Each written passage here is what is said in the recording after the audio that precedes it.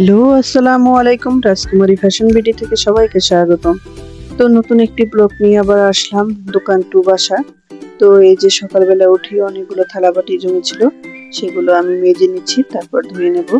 তো একা একজন গৃহিণী থাকলে যা হয়, সারাটা দিন শুধু কাজের উপরেই থাকতে হয় আমাদের।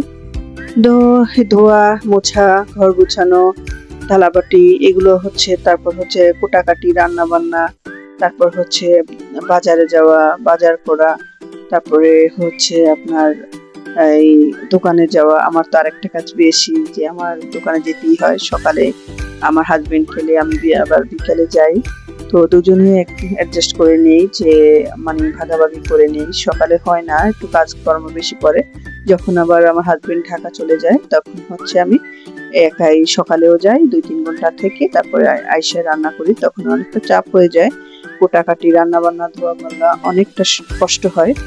তো এইভাবে যদি সারাদিন ব্যস্ততার মধ্যেই আমাদের থাকতে হয়, তো কি করব, আমাদের হিসাব করে সবকিছু করতে হয়, যে আমি এখন কোনটা করব, কোনটা করলে ভালো হবে, কোনটা করলে সহজ হবে, তারপরে হচ্ছে আমার কিছুটা একটু সময় পাবো, এরকম করি। তারপরে এখন তো এই যে গুলো রেডি করা, এডিটিং করা, তারপর হচ্ছে আপনার গ্রোথ ছাড়া, শর্ট ছাড়া, এগুলো তো আমাদের অনেকটা সময় চলে যায়। তো রান্না বান্নার ফাঁকে আমাদের এই কাজগুলো করতে হয়। দোকানে যখন বসে থাকি তখন এগুলো করি, রেডি করি। তো এই যে সকালে দোয়া পাল্লা শেষ করে তারপর বাজারে গেছিলাম। বাজার থেকে এই যে কলা এনেছিলাম, পাকা কলা, পেয়ারা আনছিলাম, কেজি পেয়ারা, তাল, তারপরে আপনার হচ্ছে হেসি শাক, তারপরে কাঁচকলা, জালি কুমড়া, 2 লিটার দুধ। তালটা দেখেন একদম পাকা, বড় বড় তাল। তো আজকালকের হয়তো এটা একটা রেসিপি যাবে আমার, তালের পিঠা। তো এইভাবে করেই আমাদের সময়টা চলে যায়, বাচ্চাদের সামলাতে হয়। এই যে আমার ছোট রানী বসে আছে, বসে বসে আপেল কেটে দিয়েছি, ক্ষুধা লেগেছে, 11-12টা বেজেছে। তো এই খাবে আর টিভি দেখবে। এই ঘরের ভিতরে থাকা বাচ্চারা বের হতে পারে না, তো আটকা থাকে সারাক্ষণ বাসার ভিতরে। এই যখন আমি সময় পাই তখন একটু নিচে নিয়ে যাই। তো এই বাচ্চারা সারাক্ষণ আটকা থাকে, টিভি দিয়েই সারাক্ষণ চলে যায়। তো বাচ্চাদের একটু সময় দিতে হয়, সেই সময়টা তো আমি পাই না শুক্রবার ছাড়া। তো শুক্রবারও আমার অনেক কাজ পড়ে যায়, ধোয়া মোছা, ঘর গোছানো, এগুলো তো করতে পারি না। সারা সপ্তাহে কম কম একটু কাজ করি, তো শুক্রবার একটু বেশি পড়ে যায় কাজটা। 4 দিনটা যায় আমাদের কাজে কর্মে। তারপরে একটু শুক্রবার ভালো রান্না বান্না করতে হয় মেয়েদের জন্য। তো আমাদের এটা তো একদম, ওরা ছোটবেলা থেকেই দেখে এসেছে, ছোটবেলা থেকে শুক্রবার আমাদের ভালো রান্না করতেই হবে। বিরিয়ানি নয়, তেহারি নয়, খিচুড়ি, একটা না একটা বাচ্চাদের খেতেই হয়।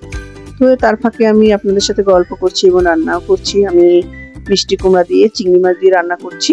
তো শেষে আবার আমি ছোট মেয়ের জন্য, ও আবার চিংড়ি মাছ তো খেতে পারে না, ছোট মানুষ, তার জন্য পাশে 2টা ডিম দিয়ে দেবো।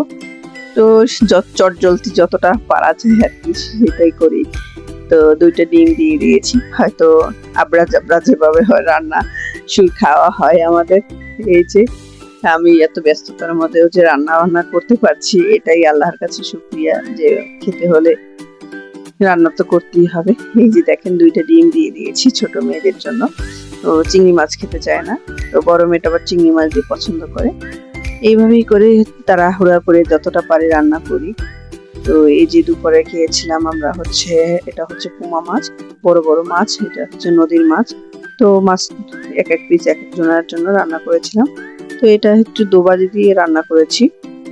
তো এই যে সকালে বাজারে গেছিলাম, বাজারের যে সবজির যে দাম, তো আমাদের সবকিছু কিনতেও হবে, খেতেও হবে, না খেয়ে তো পারবো না। তো সবকিছুতে দাম, একটা জালি কুমড়া 70-80 টাকা করে কিনতে হয় আমাদের।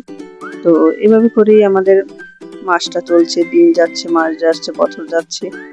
তো আল্লাহ বাঁচিয়েও রাখছে, কিন্তু আমাদের মধ্যম ফ্যামিলির তো অনেক কষ্ট হয়ে যায়, যে আমাদের সীমিত টাকা দিয়ে সারা মাস চালাতে হয়। এই আমি যেখানে দোকান দিই সেখানে অতটা ইনকাম হয় না, কিন্তু আলহামদুলিল্লাহ যতটুকু হয়। কিন্তু তারপরেও আমরা হচ্ছে মধ্যম ফ্যামিলি, মধ্যম ফ্যামিলি, আমরা না পারবো কারো কাছে চাইতে, না পারবো জোর ছিনতে কিছু নিয়ে আসতে, এগুলো তো আমরা পারবো না।